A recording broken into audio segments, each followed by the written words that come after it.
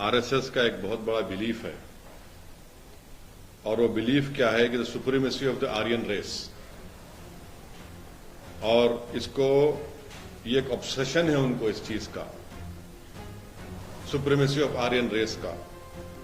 और ये बिल्कुल ही उसी तरह है जिस तरह आप देखेंगे कि हिटलर को भी बड़ा अपना यकीन था अपनी आर्यन रेस और सुप्रीमेसी का, और इसीलिए आप देखते हैं कि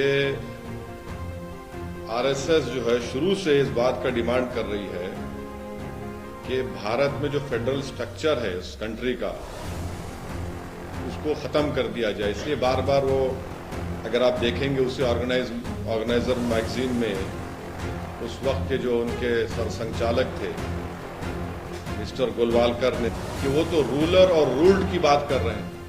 हम तो संविधान में जो इक्वल सिटीजनशिप की बात कही गई, इक्वालिटी की बात कही गई, हम उसकी बात कर रहे हैं।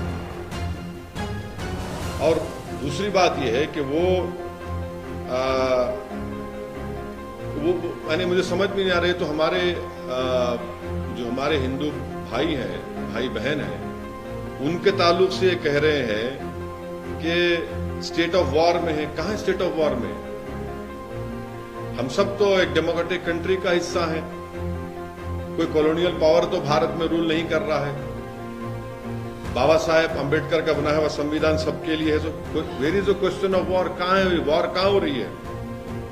तो इस चीज को समझने के लिए उन जो ये क्यों कह रहे हैं, वो जस्टिफाई कर रहे हैं एग्रेशन जो दिख रहा है मॉब लिंचिंग में, जो एग्रेशन दिख रहा है हिजाब के खिलाफ, उसको जस्टिफाई कर रहे हैं। जो एग्रेशन दिख रहा है घर तोड़ने में, उसको जस्टिफाई कर रहे हैं।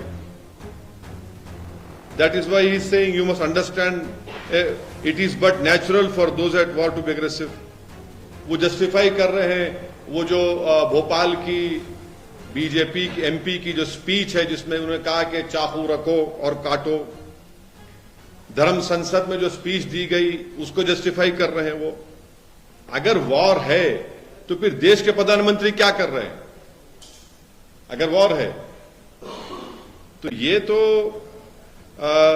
ये तो लॉन्ग टर्म डैमेज है उनका दिमाग का, और कुछ भी नहीं है।